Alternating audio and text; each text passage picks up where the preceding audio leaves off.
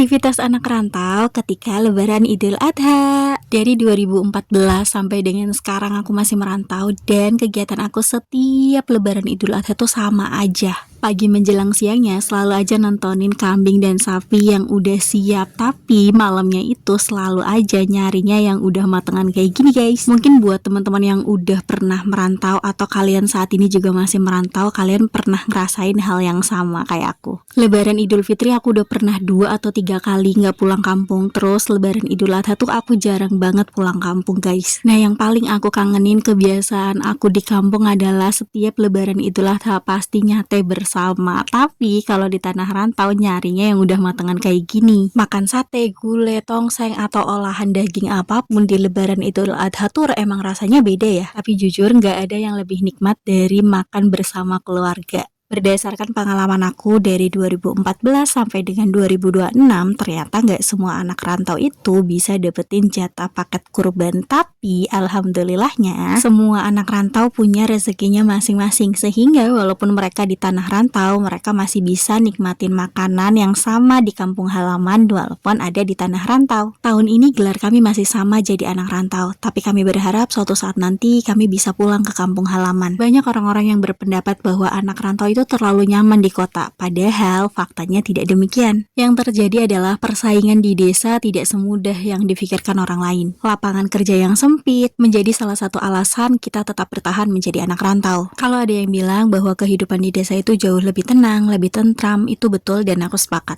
Tapi banyak dari anak rantau itu pertimbangannya bukan hanya sekedar tenang, tapi ada banyak hal yang mereka harus pikirkan ke depannya. Contoh kecilnya ketika kita mau bertahan di desa atau di tempat kelahiran kita sendiri, kita harus punya beberapa pertimbangan. Salah satunya adalah mata pencaharian. Semisalkan mau bertani, kita harus punya lahannya, harus punya bibitnya, harus punya ilmunya. Kalaupun kita mau berdagang, kita harus punya juga modalnya.